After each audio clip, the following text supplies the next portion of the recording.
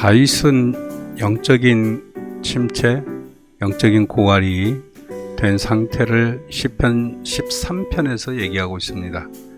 13편 1절 보면 여호와여 어느 때까지이니까 나를 영원히 잊으시나이까 주의 얼굴을 나에게서 어느 때까지 숨기시겠나이까. 이런 신앙이 지속되어서 깊은 침체에 빠지다 보면 마치 나는 구원받지 못한 유기된 사람이 아닌가 하는 그런 생각을 할 수도 있습니다. 성도라는 삶은, 우리 그리스도인들의 삶은 하나님의 은혜와 능력을 힘입어서 이 세상을 살아가야 하는 사람들입니다.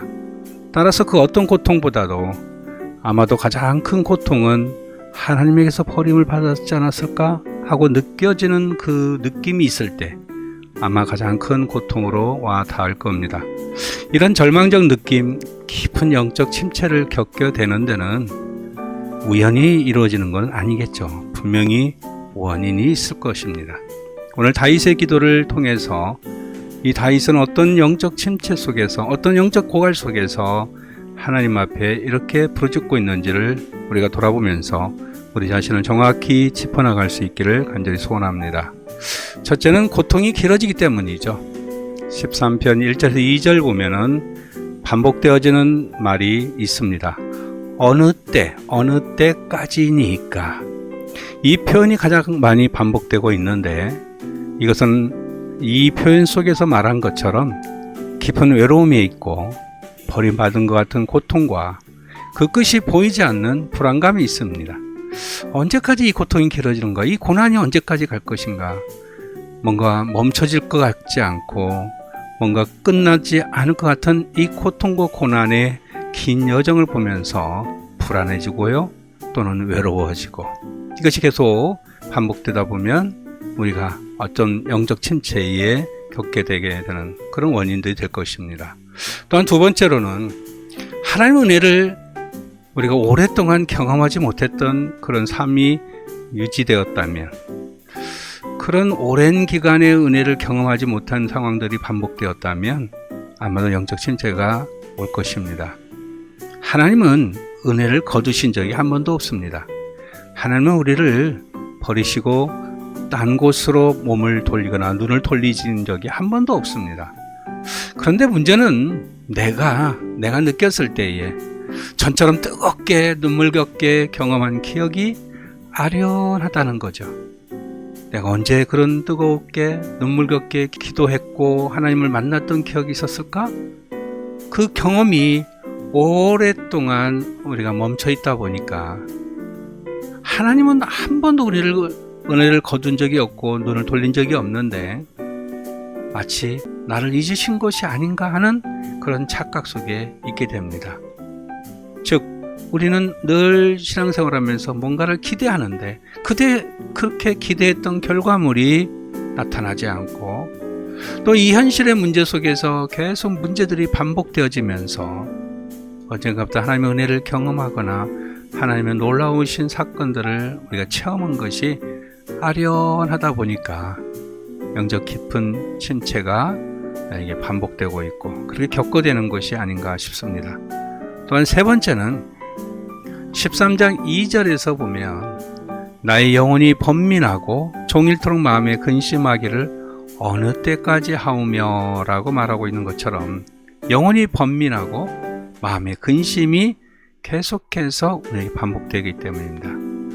다윗은 사실 그의 인생 속에서 평탄한 삶을 산 것은 아니죠.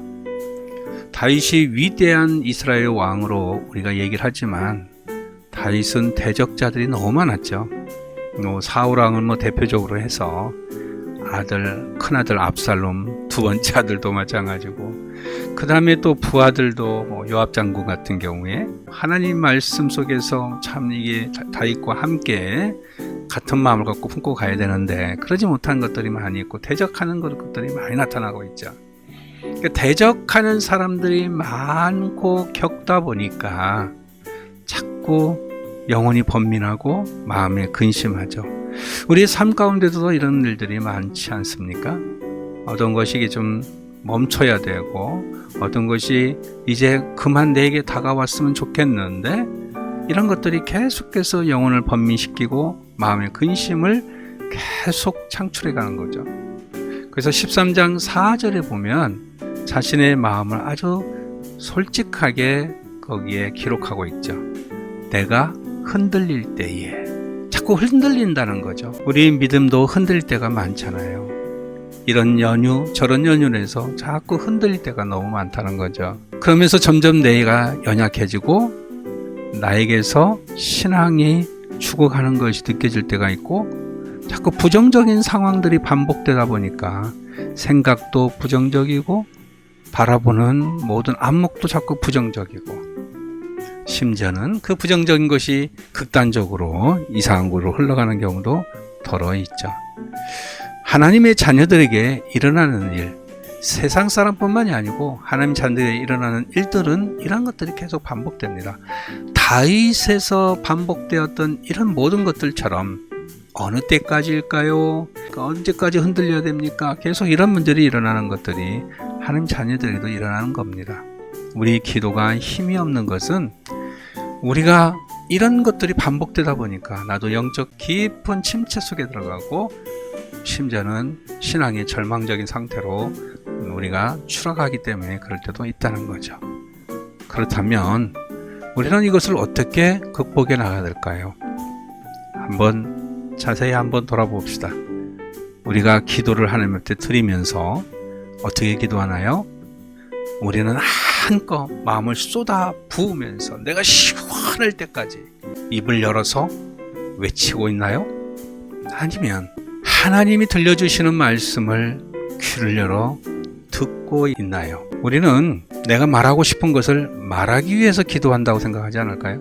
하나님이 들려주시는 말씀을 듣는 것보다 내가 지금 내 마음속에 이 담겨있는 이 한탄, 이 모든 고통, 이걸 쏟아 붓고 싶은 거 아닌가요? 시원해질 때까지. 하나님은 우리에게 이렇게 기도하기를 원합니다.